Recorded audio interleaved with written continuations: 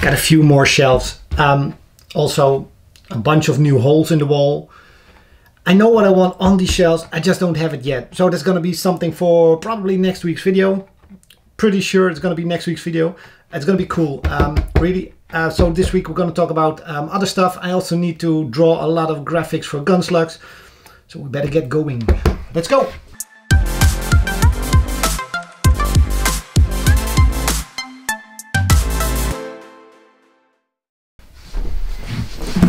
Hey guys, I'm Pascal from Orange Pixel, and I love how my studio, and right now it's also becoming an office, is shaping up with all this shelf space and all these other things. There's just one thing, and that's why I have this with me. That lady behind me right there, she gotta go. Yeah, I'm sorry, she has to go. It isn't really fully my style. It's more something Aline and me both decided on 7 or 8 years ago, so it's already an old lady. I want something else in there, so I bought a poster and just gonna replace her with something that's more me and something that fits my studio and my office. So I'm first gonna replace her, and let's do it.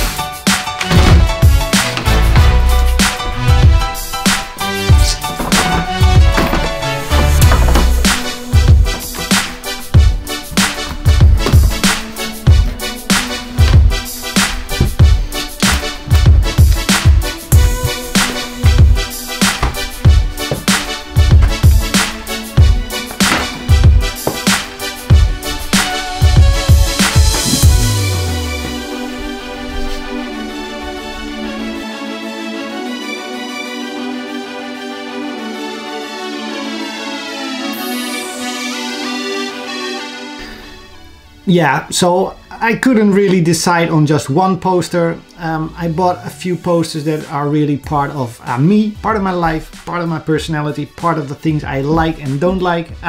Spider-Man was the first poster I selected because Spider-Man was the superhero I read about when growing up. He wasn't the godlike superhero, he wasn't the grumpy old Batman style superhero. He was just a kid, a smart kid growing up, learning about life and learning about his powers, and it just, I don't know, it really gelled with me when I grew up. So that's really still the main hero, the main superhero for me. The other posters are, well, Back to the Future. I mean, come on, it's the best movie trilogy ever made. Of course, it's part of me. I grew up in the 80s. Everybody growing up in the 80s likes Back to the Future. If you don't, you make like a tree and get out of here. I don't know what they did, but it just all came together in a perfect way. Finally, the Last of Us poster is, the game is awesome, very great, but it's more about the theme of the game, the theme of the world. Having this post-apocalyptic world where there are not many survivors left. There is a very scarce food and water, and you have to survive, and there are these creatures hunting everywhere. I'm not sure what it is, but I always like settings like that. Same with Walking Dead. I'm pretty sure I would be the first guy to die on the first episode of any of these things, but I really like it, so there's that. And finally, ordering 3 posters gave me a 4th for free. So the 4th poster was The Flash. I do like the TV show, but I'm not really into the Flash as a superhero. I think it's DC's version of Spider-Man. Also a smart kid growing up, getting his superpowers and trying to deal with life and his superpowers. It's pretty much the same story as Spider-Man. The colors in the poster are just pretty great, red and orangey. I'm into orange, obviously, so that's why I got this poster. Now the only problem is which poster is gonna be up there for the next couple of weeks or months. For now, I think I'm going with Spider-Man. So he's up there. So, but let me know what your favorite poster is in the comments below, because I'm really interested in seeing if you like them or if you don't like them at all. That's very possible.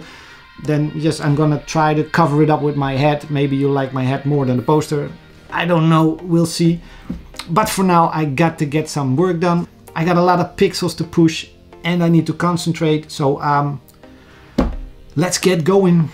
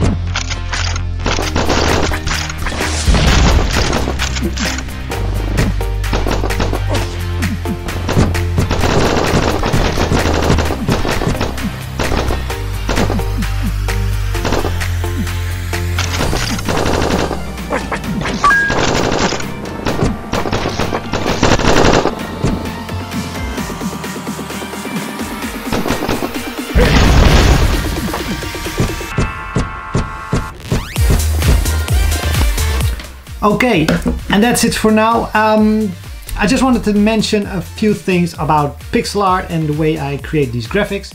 There are some rules I usually set to the type of graphics I create. In this case, the backdrops, like the far back, the layers that are for shaping the background and the parallax and different speeds. The rule for that is in this game, very few colors, as few as possible. So if possible, only 2 or 3 colors.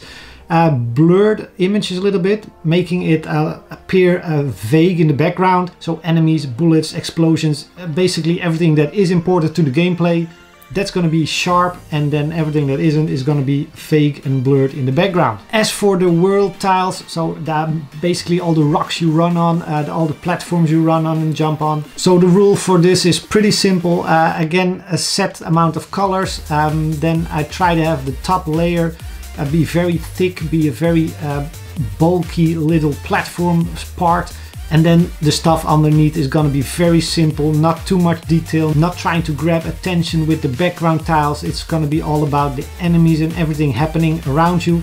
You just want to know what the platforms are and where the walls are, so they're going to be very clear. This is a wall, this is a platform, and that's all that needs to say right now. So it's very simple graphics for this game, and just a few colors, not a lot of detail. And that's basically the rule I've set for this game. It doesn't mean I put those rules in place for every game. Sometimes you want a lot of detail in the graphics just to make it shine a little bit more. But for a Gunslugs game, there's going to be explosions and everything. Even though this is probably going to be slightly slower than the previous games, it's still a Gunslugs game. So I want to have a lot of attention on the action and the graphics of the enemies and the bullets, and not so much on the platforms you run around. So that's really the couple of rules I've set for this. But that's it for this video, because I need to do a lot more stuff and I'm about to go on vacation. But more about that next week. Bye!